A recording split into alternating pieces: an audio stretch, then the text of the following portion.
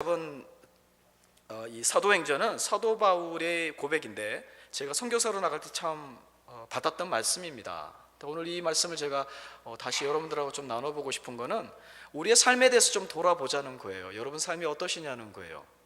요즘 정말 한국이 많이 바뀌었더라고요. 그래서 잘 모르겠어요. 제가 미국에서 멕시코에서 들을 때는 한국이 자꾸 어렵기만 하다 그러더라고요. 청년 실업 문제 심각하고 집안 그 렌트비들이 너무 올라가지고 비싸고 힘들다 그러더라고요. 굉장히 부정적인 소리들만 많이 듣습니다. 교회도 쇠퇴하고 어렵고. 근데 여러분 보세요. 우리 서부교회는 이렇게 아름다운 성전이, 그죠? 또 목사님이 자신 있게 우리 배가 있습니다. 저 할렐루야, 그죠? 그래서 목사님하고 우리 목회자 여러분들, 우리 장로님들, 권사님들 다 이렇게 단결해서 믿음을 잃어버리지 아니하고, 숫자가 늘어난 게 중요한 게 아니라, 건물을 지은 게 중요한 게 아니라 얼마나 더 많은 사람들이 구원을 받고 우리가 예수 그리스도 안에서 생활하고 있습니까? 이 가운데서 저 같은 사람이 또 나타날 거 아니에요. 남들은 저보고 좀 그런 것도 있어요. 뭐 그렇게까지 사냐 그러는 경우도 있습니다. 근데 나만큼만 살라 그래요. 제가 좀 교만할 수 있는데 나만큼 행복하게 살라는 거예요. 저는 행복합니다. 저는 정말 행복합니다. 근데 이 결혼도 못할 줄 알았어요. 20대 초반에 선교사로 나갔기 때문에. 근데 40 넘어서 결혼을 했어요. 자식을 어떻게 가질까 했더니만 딸도 생겼습니다. 17개월입니다. 뭐 그러면 됐죠. 뭐 더 이상 바라겠어요. 그래서 하나님께서 이 큰 은혜들을 여러분들에게 동일하게 주셨으면 좋겠는데, 우리가 이 은혜를 받는 비결이 성경에 다 있더라는 거예요. 오늘 저는 바울한테서 그것을 봅니다. 저는 바울의 자족하는 은혜라고 말을 하거든요. 바울은 부자가 되든 가난하든 어떤 어려움이 있든 모욕을 당하든 신경 쓰지 않고 행복했던 사람이거든요. 물론 바울은 행복하다는 단어는 쓰지 않아요. 그래서 제가 좀 이렇게 잘난 척 한번 할게요. 그 돈 리오라는 사람이 있는데 사람의 기질에 대해서 나눴습니다. 9가지로 나눴는데 첫 번째 기질이 어떤 기질이냐 그러면 퍼펙셔니스트 리포머라고 그러는데 좀 완벽주의자들, 뭔가 이렇게 개혁하는 사람들, 그게 첫 번째 유형이에요. 아마도 바울이 그런 사람인 것 같습니다. 그게 무슨 말이냐, 조금 비판적이에요. 뭐가 만족하지를 않아요. 누가 해놓으면 뭐가 삐딱하게 보여. 그런데 이 사람들은 도덕적인 기준이 높습니다. 그래서 이것이 진리라고 하면 목숨 걸고 그것을 위해서 싸우고 달려가요. 바울이 그런 사람이었습니다. 그래서 얼마나 자신의 삶에 대해서 미련도 없고 후회도 없고 앞으로 보고 전진만 하더라는 거예요. 저는 오늘 지난 20년의 세월들을 돌아보지만 또 그 전에 있었던, 내가 자라나고 훈련받고 준비되어진 그 시간들 한 번씩 돌아봤어요. 그러면서 너무 행복하더라고요. 근데 우리가 정말 좋은 그리스도인들은, 하나님 앞에 생명을 드리기로 작정한 그리스도인들은 앞을 보고 달려가야죠. 사도 바울은 앞을 보고 달려갔던 사람입니다. 그럴 수 있었던 이유는 사명을 받았기 때문에 그렇습니다. 사명을 깨달았기 때문에 그렇습니다. 여러분 잘 아시다시피 사도 바울은 예수 그리스도의 복음을 위해서 자기의 가문도 버리고 배경도 버리고 목숨을 다해서 헌신했던 사람입니다. 근데 우리가 사명이라고 그러면은 조금 무겁게 느껴져요. 한국말의 사명은 내가 해야만 되는, 때로는 하기 싫지만 해야만 되는 그런 무거운 짐처럼 느껴지거든요. 그런데 사도 바울이 깨달은 사명은 내 짐이 아니더라는 거예요. 그것은 특권이었고 그것은 굉장한 자부심이었습니다. 그래서 제가 곰곰이 이 단어를, 사명이라는 단어를 봤어요. 그랬더니만 이 성경의 단어로는, 영어로는 서비스라고 되어 있습니다. 여러분 뭐 생각하시면 되냐 그러면, 이 사명이란 말이 원래는 그 식당에 가시면 이렇게 와서 물 갖다 주고 음식 갖다 주고 서빙해 주는 분들 있잖아요. 그런 분들이 하는 그 일이에요. 한 가지 다른 점은 뭐냐 그러면 팁이 없습니다. 이 한국에서 미국 오시는 분들이 어떠냐 그러면, 남자분들은 절대 미국 가지 마세요. 그냥 한국 계세요. 한국이 좋아요. 잡도 없으니까, 일도 잘 없으니까 남자분들은 위축이 돼요, 많이. 근데 여자분들은 가면 힘을 쓰시더라고요. 그렇다고 해서 남편분들 다 놔두시고 미국 간다 그러지 마세요. 하다못해 식당에서 일하면 300만 원, 400만 원씩 벌어요. 그 팁이 많아서. 그러니까 미국에서는 이 식당에서 일한다고 우리가 함부로 얕보지 않습니다. 요즘도 한국도 문화가 많이 바뀌었을 줄로 알아요. 근데 굉장히 이렇게 고수입자 중에 한 사람들이에요. 근데 성경에서 사용하는 이 서빙한다는 말은요, 무슨 팁을 받는 것도 아니고, 누가 감사합니다, 고맙습니다 이런 말 받는 것도 아니에요. 그냥 열심히 기쁨으로 섬기는 겁니다. 이 단어에서 우리 집사라는, 디아컨이라고 그러죠. 집사라는 단어도 같이 나왔어요. 우리 집사님들 월급 받으시는 분 있으세요? 없잖아요. 근데 열심히 섬기시잖아요. 하나님께서 우리에게 주신 사명은 그거예요. 내가 정말 기뻐서, 즐거워서, 감사해서 감당하는 겁니다. 이 사명에 대해서 설명하는데 사도 바울은 복음 증거하는 일이라고 그래요. 근데 한 가지 우리가 더 기억해야 될 것은 복음 전도하는 일은 우리 모든 사람이 해야 되는 일들입니다.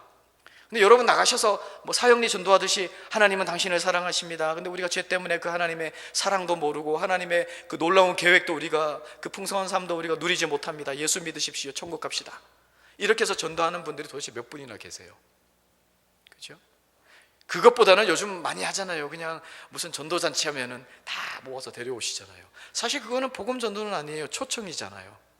근데 우리가 기억해야 되는 것은 모든 사람이 다 사도 바울처럼 교회 개척만 하러 다니고 이렇게 사역리를 통해서 복음 영접시키고 그런 일들은 하는 거 아니라 그런 일들만 하는 건 아니라는 거예요. 어떤 모양이든지 우리가 복음을 증거할 수 있도록 그 복음의 사람들이 거듭날 수 있도록 하는 게 중요한 것이지 어떻게 하느냐는 다를 수 있더라는 겁니다. 내가 교회 다닌 지 얼마 안 돼서 복음을 잘 몰라. 그런데 나도 모르는 뭔가 뜨거운 이게 있어. 그럼 뭐 어떻게 해요? 그냥 교회 데리고 오는 거예요. 어떻게 해요? 뭐 복음 뭐 이야기 못해도 좋아요. 우리 목사님 참 좋습니다. 우리 목사님 설교도 좋고요. 우리 찬양팀 얼마나 은혜로운지 몰라요. 한번 와보세요. 그렇게 해서 오면 또 준비된 말씀을 통해서 찬양을 통해서 하나님이 역사하셔서 그 가운데 복음이 증거되는 줄로 믿습니다. 그래서 선교사들도 선교 사역을 굉장히 다양하게 합니다. 제가 좀 이따가 선교 보고를 하면서 좀 그 말씀을 드리고 싶어요. 근데 그보다 중요한 건 뭐냐 그러면 이 사명을 감당할 때 가장 중요한 것은 이 사도 바울은 내가 이 성령의 매임을 받았다 그러거든요. 우리가 이 하나님의 성령에 매이고 우리의 심령의 매임을 받아야 됩니다. 내 마음이 기뻐야 된다는 거예요. 억지로 하는 게 아니라 내가 정말 즐거워서 해야 된다는 겁니다. 그러려면 누가 시킬 때까지 기다리면 안 돼요. 예전에 통계지만은 교회 멤버들 중에 14%가 이 교회 전체를 움직인다고 그러잖아요. 우리 서부교회는 안 그럴 줄로 믿어요. 시켜야 그때 마지 못해서 네 양반이잖아요 다. 그죠? 우리 양반들 그냥 안 시키면 안 해. 그냥 시키면 그냥 못 싫은 척 하면서 그냥 한번 하고. 그러지 마시고 하시면 좋을 것 같아요. 정말 내가 하고 싶은 거 잘 모르시겠으면 이게 어떻게 복음 전도하는 데 도움이 되는지, 교회의 덕을 세우는 데 도움이 되는지 잘 모르시면 우리 목사님들한테, 우리 경험 많으신 장로님들, 권사님들, 집사님들한테 이거 참 하고 싶은데 이게 좀 교회에 도움이 될까요? 그러시면 좋잖아요. 그죠? 근데 오늘 보면 대부분 이렇게 경륜이 좀 많으신 분들이에요. 그죠? 그러면 나는 30년을 섬겼다. 너는 20년 동안 떠나 있었지만 나는 이제 교사할 거 다 했고 그러실 수도 있는데, 제가 1월 달에 남가주 펠로십 교회라는 데서 이렇게 불러가지고 설교를 하러 갔거든요. 3부 예배 때 제가 깜짝 놀랐어요. 1부 예배 때는 우리처럼 이렇게 전통 예배를 드리는데 3부 예배는 이제 우리 서부교회는 전에 옛날에는 찬양 예배라 그래서 조금 전통 예배에서 조금 다르게 찬양을 좀 많이 하고 했던 걸로 기억하는데, 그런 식으로 하는데 3부 예배를 그렇게 하시더라고요. 가서 이렇게 제가 이제 1부 예배 때처럼 이제 좀 정중하게 이렇게 설교를 하려고 했는데 드럼에 딱 앉아 계신 분이 눈에 띄었습니다. 백발 할머니 권사님이 드럼을 치는데 막 이렇게 치시는 거예요. 제가 깜짝 놀랐어요. 아무리 미국이라지만 어떻게 백발 할머니가 어떻게 이러실 수가? 제가 여쭤봐서 설교하다마다 죄송합니다 양해를 구하고, 권사님 왜 드럼 치세요? 그러니까 권사님이 긴장하셔서 즐거우세요? 행복하세요? 그러니까 권사님이 아멘 그러시더라고요. 그럼 되죠 뭐. 그럼 하나님도 기뻐하십니다. 그 교회 얼마나 덕이 되겠어요. 그죠? 다 하셔도 되는데 내 마음이 원하는 대로 내가 즐거워하고 감사하는 대로 다 하면 되는데 한 가지만 조심하시면 돼요. 그게 교회에 덕이 되는가? 복음을 전도하는 데 덕이 되는가? 그것만 생각하시면 뭐든지 다 하셔도 좋습니다. 그랬으면 하나님의 나라가 여러분들을 통해서 세워줄 줄로 믿습니다. 짧죠? 설교는 끝났습니다. 제가 원래 스페니쉬로 설교한 게 한국말로 설교한 것보다 더 많이 했어요 지금까지. 스페니쉬로 설교하면 막 돌아다녀야 되는데 못 돌아다녀서 여기까지 하고, 제가 선교보고를 좀 드리려고 그래요. 20년 동안 어떻게 살았는지를 조금 이제 설명을 드리려면 시간 너무 많이 가지만 사진 몇 개 해서 최근에 6년 동안 제가 멕시코, 저는 처음에 20년 전에 그 교회를 떠나고 2000년도에 신학대학을 졸업을 했습니다. 저는 선교사로 가기 위해서 10대 때부터 준비했던 사람이라 신학교도 이제 선교사가 되기 위해서 갔어요. 그리고 준비를 하고 어느 선교 단체 선교 단체 뭐라 그러죠? 대표가 그런 말을 하더라고요. 아니 한국말로도 한번 개척 못 해본 사람들이 무슨 선교지에 가서 개척해 이러시더라고요. 그래서 제가 젊은 마음에 에라 지리산 들어가서 이제 교회 2개를 개척하고 그해 8월 달에 멕시코에서 한인교회에서 멕시코시티에 있는 한인교회에서 담임 전도사로 청빙을 해 주셔가지고 원래 1년만 이제 견습 선교사 겸 한인교회 담임으로 가서 사역하고 들어오려고 했는데 거기 들어가서 1년 반 사역을 하고 스페니쉬를 배우고 그런 다음에 현지인 교회에 개척한다고 뛰쳐나갔어요. 이 젊은 마음에 이제 후원도 없이 그나마 생활비를 도와주던 이 한인교회하고 관계도 끊고 내가 한번 하리라. 그래서 가서 2번 쫓겨나기도 하고요. 개척하다가 이제 2번은 하나님이 정말 은혜를 주셔가지고 잘했습니다. 6개월 만에 교회 2개를 개척을 했어요. 그래서 제가 현지인 신학생들한테 침례교 신학생들한테 넘겨줬는데 그때는 제가 현지인들이 저를 먹였어요. 집을 내놓고 아침만 되면 이렇게 이만한 5갤런이라고 그러는데 그 5갤런짜리 물 집 앞에 놔두고 가고 좀 자존심이 있잖아요. 선교사가 자존심 상해서 받는 게 힘들더라고요. 근데 이제 현지인들이 먹여주고 재워줘서 제가 4년 채우고 교회 2개 개척하고 미국으로 들어가서 6년 정도 신학을 더 공부하면서 그 히스패닉 교회를 또 개척하는 거 도와주고 한인 교회도 또 사역도 하고 이제 그렇게 사역을 했습니다. 그러다가 2010년도에 지금 저기 사진에 보이는 멕시코와 미국의 국경에 있는 그 로사리또라고 하는 샌디에고에서 한 40분 정도 걸리는 거리예요. 이 바닷가인데 사이즈는 우리 그 안동하고 비슷해요. 한 15만 정도. 95년도에 시가 된 도시인데 그 관광 도시 뒤편에 무단점거 지역이 있습니다. 판자촌. 불법으로 들어가서 사는 데 있죠. 어떻게 이해를 하시면 되냐 그러면 가서 말뚝 박어. 그럼 내 거예요. 일주일만 버티면 돼요. 정확하게는 5일만 버티면 내 거 됩니다. 근데 5일 안에 이거 내 땅이다. 그래서 누가 칼이라도 하나 들고 오면 쫓겨나면 이제 그만인 거예요. 그런 지역이에요. 그리고 제가 교회를 저기 세우고도 불법을 행하는 선교사였습니다. 참 죄송하지만 이렇게 고백할 수밖에 없어요. 무슨 말이냐 그러면 전기가 들어오지 않기 때문에 우리는 이렇게 전기줄 딱딱한 거 있어요. 이거를 걸어 가지고 이렇게 당겨요. 그러면은 이게 걸려 있어요. 그럼 그 전기가 통하잖아요. 그 전기로 살던, 그러니까 불법이죠.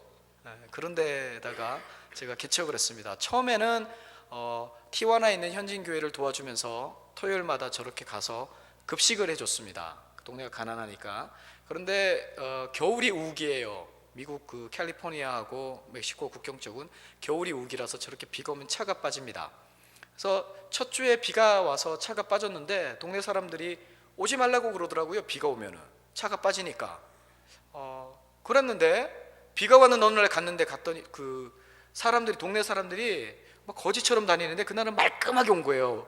샤워까지 해가면서 비가 오니까 그 빗물로 샤워를 한 거예요. 그래서 막 기다리고 있는 거예요. 그때 아이들이 한 50-60명 기다리고 어른들이 한 20명씩 기다리더라고요. 어떻게 안 가요? 그래서 그 다음 주에도 한 명이라도 기다리면 내가 간다. 한 명이라도 기다리면 거기에 하나님이 계신 것이다. 그래서 갔어요. 갔더니만 차에 빠져버렸습니다. 한번 갈까요? 목사님 이거 뒤에 좀 넘겨주실래요? 차가 빠졌는데 보통 급식할 땐 남자들은 안 와요. 멕시코 사람들도 이 자존심이 있어서 남자들이 안 나오는데 저 사진에는 3명이지만 한 15명 정도 되는 남자들이 나와가지고 차를 밀어주는 거예요. 진흙을 다 덮어쓰고 밀어주고. 이제 이렇게 해서 끝난 게 아니라 저한테 주민회의를 오라고 그러더라고요. 저렇게 차를 빼는 거죠. 넘겨주실래요? 주민회를 갔더니만 저 땅을 저한테 동네에서 기증을 했어요. 동네 사람들한테 제가 이제 예수님의 말씀을 인용을 해서 나는 선교사고 여기에 교회를 짓고 싶고 여러분들을 위해서 복음의 말씀을 계속 전해주고 싶은데 그거 하려면 하고 말려면 말아라. 그 성경에 보니까 예수님이 제자들을 보낼 때 그랬잖아요. 영접하면 복을 빌고 영접하지 않으면 먼지까지 털어버려라. 나 갈 거라고. 나 갈 데 많다고. 사실 갈 데 없었어요. 선교사 이렇게 뻥치면 안 되는데 제가 그렇게 했어요. 그랬더니만 주민들이 지금 저게 한 800제곱미터 정도, 그러면 그게 한 200평 정도 되나요? 200평 정도 되는 이렇게 한 45도 경사가 되는 땅을 줬습니다. 물론 자기 땅은 아닙니다. 자기 땅도 아닌데 안 주면은 거기 못 들어가요. 안 주면은 우리가 마쳇 따라 그러는 긴 칼 들고 와서 이렇게 무섭게 해요. 그럼 쫓겨납니다. 그래서 사진 한번 넘겨줘 보실래요? 거기서 저기 사진이 작아서 잘 안 보이는데 아이들이 대부분이죠. 우리 아이들하고 아줌마들하고. 낫도 하나 없어요. 그래가지고 다 우리가 손으로 풀을 다 뽑고. 계속 넘어갈까요? 네, 저렇게 털을 닦아서 이제 미국에서 그 간판 하나 해서 그 뭐라 그러죠? 저거 간판 하여튼 저걸 해서 붙여놓고 그해 2월 달이었는데 그게 7월 달에 계속 갈까요? 저렇게 포크레인을 대가지고 땅을 닦고 가셔도 돼요. 건축하는 데까지. 네, 7월 달에 미국에서 건축팀이 내려왔습니다. 저기 앞에 제일 앞에 계시는 분이 신학적으로는 제 선생님인데 감리교 목사님인데 멕시코에서 한 18년 정도 건축을 해주고 계세요. 그래서 제 제자 중에 한 명이 또 이렇게 땅을 얻었다 그러니까 이렇게 달려오셨어요. 그래서 일주일 만에 뼈대를 저렇게 짓습니다. 지붕은 새나무를 쓰고 겉에는 이제 미국에는 거러지도라고 차고 나무가 이렇게 내려왔다가 올라갔다 하거든요. 그거 못 쓰는 거를 폐기 처분하는 거를 멕시코로 가지고 옵니다. 그래서 그걸 벽을 세워요. 그러니까 공사가 굉장히 빠르죠. 그래서 우리말로 날림공사라고 그러잖아요. 날림공사에서 나중에 막 벽이 무너질 뻔하고 하여튼 야단도 아니었습니다. 계속 갈까요? 조 상태로, 그 상태가 좋을 것 같습니다. 조 상태로 건축이 끝나고 돌아가셨습니다. 그리고 제가 저기에 저 흙바닥에서 생활하면서 교회를 개척 시작했어요. 8월 첫째 주가 우리 창립 기념주일입니다. 저렇게 뻥 뚫린 채로 저렇게 했어요. 근데 지금 이제 벌써 6년이 지났는데 현재도 공사는 진행 중입니다. 그렇지만 여기 더 좋은 모습이 보여요. 한번 볼까요? 계속 저렇게 좀 지저분했었어요. 근데 지금 얼마나 깨끗한지 몰라요. 더 가볼까요? 제가 그 기도하고 앉아서 그랬던 그 자리라서 제가 기념으로 남겨놨습니다. 이제 저기 교회가 밖에서 본 밑에서 이 동네는 이렇게 계곡이거든요. 그래서 좀 밑에서 이렇게 위를 보게 되는 경우죠. 네, 조금 더 가볼까요? 저렇게 네. 저게 제가 생활하던 방입니다. 2년 전에 결혼해서 이제 저거 다 이제 그만뒀어요. 이제 와이프 핑계 대고 이제 우리 와이프는 그래도 미국에서 한 10년 살았어요. 너무 힘드니까 내가 힘들다 해서 나갔어요. 자, 계속 한번 넘어가 볼까요? 우리 아이들이 이렇게 행사를 하면 이렇게 오는데 제가 주로 아이들 사역을 많이 합니다.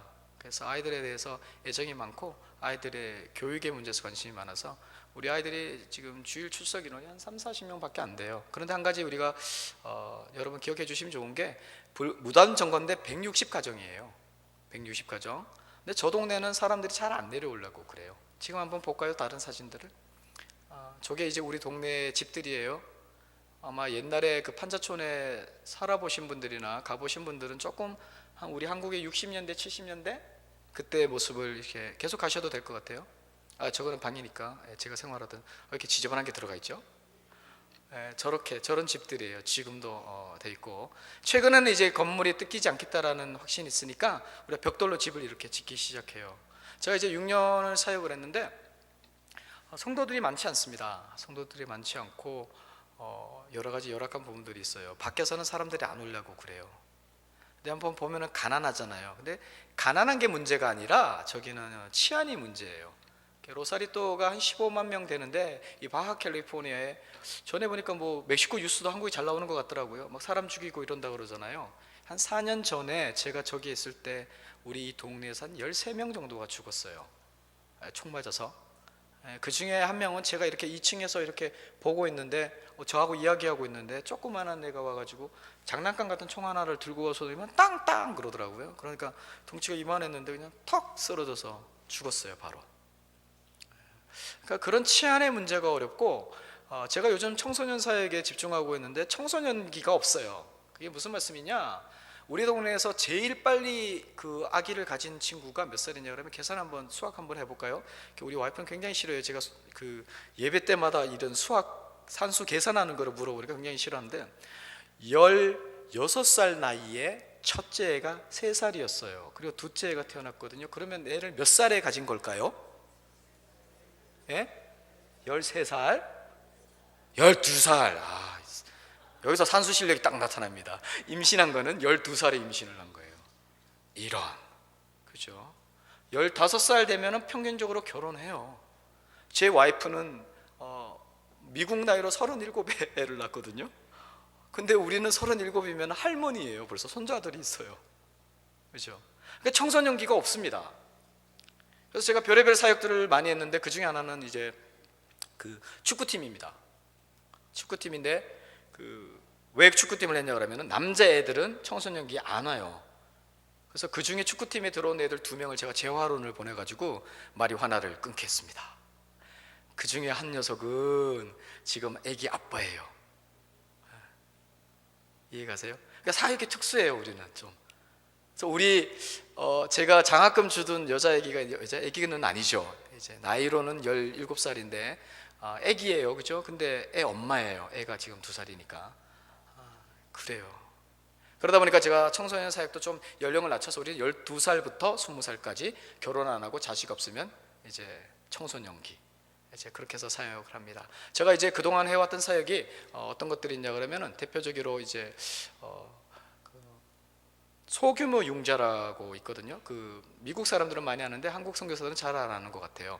우리 교회에서 제가 소규모 융자를 했는데 보통 한 300불 정도, 한 30만 원 정도 빌리면은 50만 원 정도가 이자예요. 그러니까 가난하니까 돈을 빌려서 계속 이자만 갚다가 끝나는 거예요. 우리 한국에 요즘도 하는지 모르겠지만 일수 같은 거 매주 갚아요, 그거를. 근데 이자가 너무 비싸. 그래서 제가 너무 이거는 심하다, 18%가 넘더라고요. 이거는 성경에도 4% 이상은 안 될 것 같은데 이건 내가 용서가 안 된다 해서 소규모 융자를 했습니다. 그랬더니만 이제 교회를 열심히 나오는 사람들도 있고 이제 몇 년 지나니까 그걸 악용하는 사람들이 있어서 제가 그거를 스탑했어요. 스탑했는데 어떤 사람들한테냐, 첫 번째 했더니만 집이 방이 하나가 있는데 또 산수입니다. 잘 세보세요. 자기 여동생 3명, 어머니, 아버지, 자기 와이프 몇 명일까요? 다시 자기 여동생 3명, 어머니, 아버지, 자기 와이프 7명이 방 한 칸에 커튼 쳐놓고 살면서 주방까지 있었어요. 그런데 그 와이프가 아기를 가졌습니다. 아기를 출산하게 생긴 거예요. 그래서 제가 한국 돈 한 50만 원 정도를 융자를 해줬습니다. 그리고 제가 교회 건축하다 남은 자재를 가지고 같이 저하고 건축해서 그 아버지가 건축을 잘해서 같이 건축해서 집을 져줬어요. 10만 원을 안 갚았어요. 둘 다 잡을 이렇게 잃어버려가지고 안 갚았어요. 근데 우리 교회에서 지금 열심히 찬양팀하고 열심히 봉사하고 있습니다. 감사하잖아요, 그죠? 10만 원 잃어버리면 어때요? 한 가정을 구원을 했는데. 그리고 한 가정은 겨울 방학만 되면은 3개월 동안 먹을 게 없어요. 먹을 게. 그래서 겨울이 되기 전에 우리 피리를 만들어서 파는 사람인데 겨울이 되기 전에 콩을 뭐 한 20개씩 20봉지씩 이렇게 해놓고 쌀을 한 10봉지씩 해놓고 가스 요만한 프로펜 가스 채워놓고 그렇게 하거든요. 근데 요즘은 안 해요. 왜냐하면 제가 한 3년 정도 돈을 빌려줬더니만 조그마한 구멍가게, 진짜 조그마한 우리 화장실만한 구멍가게를 하나 열었는데 그걸로 겨울에 먹고 사는 거예요. 그래서 그 남편이 지금 우리 드럼칩니다. 우리 드러머예요. 그 와이프도 열심히 신앙생활을 합니다. 물론 물질 때문에 그 돈을 빌리려고 교회를 나온 사람들이 있어서 제가 실망도 많이 했는데 돌아오고 보니까 꽤 잘된 것들도 있더라고요. 그래서 제가 그 말씀을 드릴 수 있는 거예요. 복음 전도하는데 무슨 방법이면 어때? 그 영혼을 구원할 수 있으면 해야 된다는 거예요. 근데 선교사님들이 뭐라고 그러더라고요. 선교사가 뭐 그런 거 하고 있냐고, 말씀이나 전하고 기도나 하고 그럴 것이지 뭐 그런 거 하냐고. 저는 그렇게 해요. 축구 나이 30 넘어서 축구하려니까 얼마나 힘들든지 30 중반에 했거든요. 애들 축구복 입히고 하니까 뭐 와서 담배 펴요. 12~13살짜리 애들이 담배 피고 심한 애들은 와서 마리화나 하고 그래요. 근데 멕시코도 미국처럼 아동 학대가 굉장히 심각한 범죄거든요. 근데 저는 이제 한국식으로 했어요. 우리 주일학교 선생님들은 그렇게 안 하셨잖아요. 감사합니다. 근데 저는 좀 나쁘게 배웠나 봐요. 아파! 이렇게 빠따치고 막 운동장에서 머리 박어! 그러니까 그러면은 이게 깜빡 나거든요. 근데 우리 애들은 맞으면서 오더라고요. 자기 하고 싶은 거 좋아하는 거 하니까 축구복 입혀주고 축구화 사주고 이러니까 좋아서. 그래서 아까 말씀드렸잖아요. 이렇게 마리화나도 끊고. 지금 이제 제가 멕시코로 돌아가면 할 프로젝트가 뭐냐 그러면 집들 고쳐주는 프로젝트예요. 지금 뭐 샤워할 때 이렇게 샤워를 하다 보면은 그 우리가 물 이게 있어야 되잖아요. 근데 없어요 그거. 그냥 바켓스에다가, 저 같은 경우도 그랬는데 바켓스에다가 이렇게 돼지꼬리처럼 이렇게 말린 코일이 있는데 그거를 집어넣으면 전기로 물을 데펴요. 그냥 거기다 찬물을 해서 바가지 퍼서 이렇게. 제가 아주 어릴 때는 그렇게 목욕을 했거든요. 근데 여전히 거기 그렇게 하고 있어요. 그래서 그런 샤워기도 달아주고, 바닥이 흙바닥이니까 찌뻑찌뻑하니까 그런 이제 프로젝트를 하려고 합니다. 이제 사역을 다 말씀드리려면 시간이 너무 많이 가고, 그러니까 이런 사역들을 하는데, 요즘 제가 집중하고 있는 거는 이제 아내하고 결혼하면서 조금 사역에 조금 좀 방향이 좀 바뀌어지고 있어요. 제가 6년 사역을 했고, 원래 4년째 교회를 현지 목회자한테 리더십을 넘겨주려고 그랬는데, 우리 교인들이 반란을 일으켰어요. 몇 명 안 되는 교인들이, 여러분 이제 나는 4년 됐으니까 교회 설교하고 이런 일들은 내려놓고 청소년 사역을 하겠습니다. 나가서 또 다른 사역들을 좀 내가 했던 것들 좀 더 개발해서 하겠습니다 했더니만, 우리 교인 한 명이 손을 딱 들더니만 할 말이 있대요. 그래서 뭐냐고 했더니만, 이제 우리가 한국말로 하면 이래요. 너 나가면 나도 나간다. 그러더니만 몇 명 안 되는 교인들한테 돌아서 되면, 야 어떻게 빨리 이러고 하니까 그 다음 주 됐는데 교인이 아무도 안 왔어요. 그때 우리 주일학교 애들이 40명씩 왔거든요. 근데 애들도 20명밖에 안 왔어요. 교인들이 교회 앞에서 막았어요. 교회 가지 말라고. 교회 가지 말라고. 쟤 간대. 가지 말라고. 야, 그런 교인들도 있어요. 제가 기가 막히지도 않아가지고, 야, 그래서 제가 올해는 머리를 쓰고 있습니다. 안식년이라고 그래서 한 달에 한 번은 이제 불러주시면 갑니다 했더니, 또 하나님이 감사하게 선교사 말 뱉으면은 또 지키게 하시더라고요. 저 같은 사람을 누가 부르겠어요. 근데 매달 불러주시더라고요. 나가요. 현지 목회자들이 와서 설교를 해요. 우리 교인들 생각은 현지 목회자들은 다 비즈니스맨이라고 생각을 합니다. 국경이다 보니까 어떤 문제점이 있냐 그러면, 선교사들이 한 70%가 스페니쉬를 잘 못하세요. 그리고 이제 늦게 목회를 하시거나 아니면 목회를 하시다가 선교하고 싶으신 분들이 있어서 이렇게 많이 하셨던 게 뭐냐 그러면, 물질을 많이 갖고 오세요. 옷도 가지고 오고 음식도 가져오고 헌금도 많이 하시고 해요. 그러다 보니까 이 목회자들이 선교사 하나 잘 만나면은 이제 부자가 되는 거예요. 인생이 바뀌는 거예요. 너무 힘든 거예요 그게. 저는 사실 자비량으로 시작을 했거든요. 미국에서 주중에 일하고 주말에 와서 개척을 했습니다. 저는 사도 바울을 너무 존경하고 사모해가지고 사도 바울처럼 한번 해보려고. 제가 또 성격도 사도 바울하고 비슷해요. 어떤지 아세요? 단무지 같아요. 시간이 많이 갔으니까 뭐라고 말씀드리는데, 단무지가 뭐냐, 빨리 말씀드릴게요. 단순하고 무식하고 지랄 같아요. 이거 안 하면 개척 못해요. 저 교회에서 5년 동안 현지 목회자들이 교회 개척하려고 5명이 하다가 다 나갔습니다. 6년째 지금 한 교회가 우리 교회 바로 앞에 교회를 졌어요. 짓는다는 게 뭐 별거 아니에요. 이렇게 교회 한다 그러면 미국에 와서 져주고 가거든요. 모든 게 그런 식이에요. 뭐 교회 한다 그러면 와서 집 건축해주고, 뭐 돈 갖다 주고, 먹을 거 갖다 주니까 목회자들이 영혼 구원에 대한 관심은 별로 없고 그냥 이 선교사를 잡는 거예요. 그래서 저한테도 와가지고, 네가 나한테 한 달에 그 60만 원씩 주면은 내가 이 목회하게 해주겠다고. 목회를 해주겠대요. 세상에. 그게 무슨 목사예요. 그래서 됐다, 내가 돈도 없지만 돈 있어도 너는 못하겠다 내가. 속으로만 말했습니다. 선교사라서 또 그렇게는 말 못하고. 그런 어려운 점이 좀 있어서 여전히 선교사가 필요하다고 믿고, 제가 지금 이제 없을 때는 우리 14살짜리 학생이 예배를 인도합니다. 설교는 우리 현지 목회자 한 분을 제가 와서 설교만 하라 그러고, 예배 인도하고 이제 기도하고, 이제 주일학교 설교는 또 우리 14살짜리가 설교를 하고 있습니다. 제가 이제 좀 시스템을 바꿔서 평신도를 훈련시켜서 이렇게 좀 거기 안에서 목회자들을 키워내는 방식, 이제 그런 방식을 하고, 제가 아내하고 결혼을 했더니만 제 아내는 미국에서 한 10년 정도 일을 했어요. 그래서 하나님이 참 자존심 상하지만 그런 방법도 쓰시는 것 같더라고요.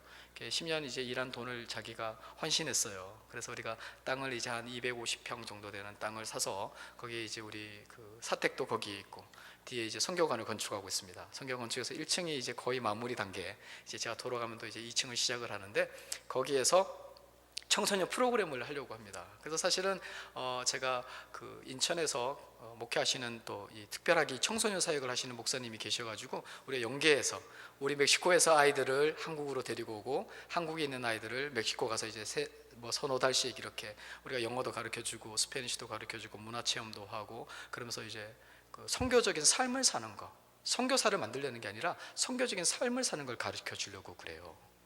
선교사는 여러분 아무나 하는 거 아닙니다. 그것도 뭐 잘나서 그런 건 아니에요. 저같이 아까 뭐라고요? 단순하고 무식하고 지랄 같아야 돼요. 그냥 하나님만 바라보는 거 없으면 이게 비즈니스맨밖에 안 되더라고요. 저는 그래도 감사하게 하나님께서 참 은혜를 많이 주셔가지고 기도하는 옆에 많은 분들이 있어서 때마다 좀 하나님을 찾을 수밖에 없는 그런 상황으로 몰아가시는 것 같아요. 그래서 너무 감사해요. 근데 정말 저도 어떨 때는 그런 말을 들어요. 제 와이프가 그래요. 아니 왜 맨날 돈 내?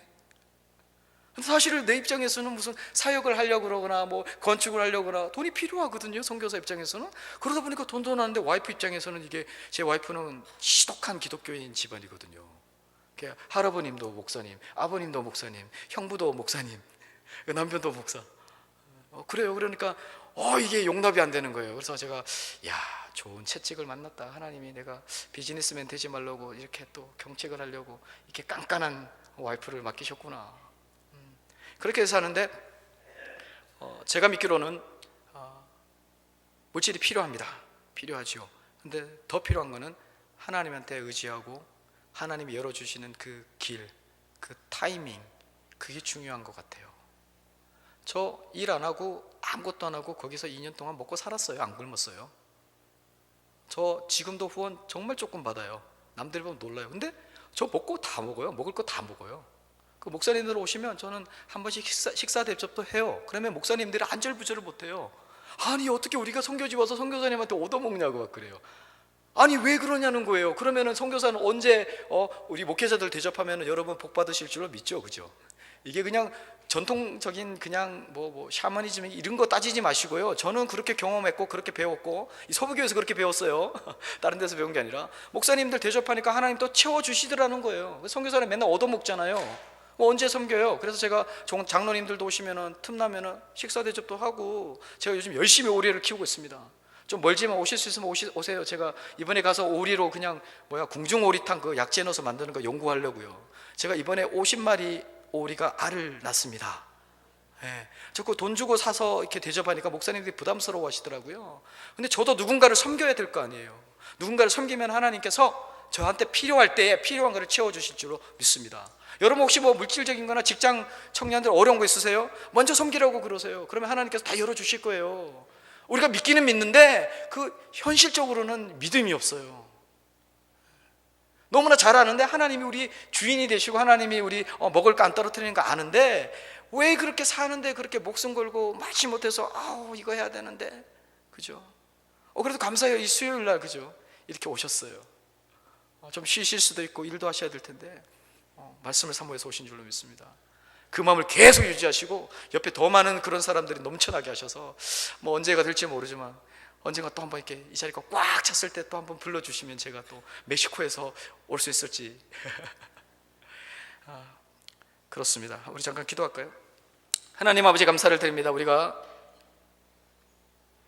오랜만에 하나님이 허락하시는 대로 또 이렇게 삶의 간증을 하였습니다. 하나님께서 우리 사랑하는 서부교회 하나님의 백성들을 더 불쌍히 여기시고 사랑해 주셔서 사도 바울이 어떤 핍박과 환난도 두려워하지 않고 앞으로 전진할 수 있었던 것처럼 하나님 우리의 마음을 넉넉하게 해 주십시오. 우리의 필요한 것들도 다 채워주시고 하나님 우리의 길도 다 열어주셔서 하나님의 거기 계심을 알고 또 하나님의 마음을 시원하게 해드리고 하나님 내가 오늘 이 하루도 잘 살았습니다 고백할 수 있는 하나님 그 은혜와 복이 우리 각 사람 가운데 내려지고 부어질 수 있도록 자비를 베풀어 주옵소서. 우리 사랑하는 이종호 목사님, 우리 교회를 섬기며 또 하나님의 백성들을 섬길 때 지치고 피곤하지 않게 하시고 하나님 저의 눈물의 기도를 들으사 하나님 이 지역 가운데 하나님의 말씀이 필요한 그리하여 정말 하나님이 약속하신 그 삶을 누릴 수 있는 그런 많은 사람들이 우리 서부교회를 통해서 나타날 수 있도록 은혜를 하여 주옵소서. 함께 협력하는 우리 목회자들과 우리 장로님들 사랑하여 주셔서 건강하게 하시고 또 하나님 나라 돌아가는 날 그날까지 하나님께서 주시는 지혜와 인내도 충만하게 하시고 사랑으로 덧입게 하셔서 하나님의 변함없는 약속을 이룰 수 있는 하나님의 사람들이 되게 하옵소서. 먼저 부르신 우리가 하나님이 원하시는 그 자리에서 하나님이 원하시는 그 일들을 감당하기에 부족함이 없기를 원하옵고 바라며 예수 그리스도의 이름으로 기도했습니다.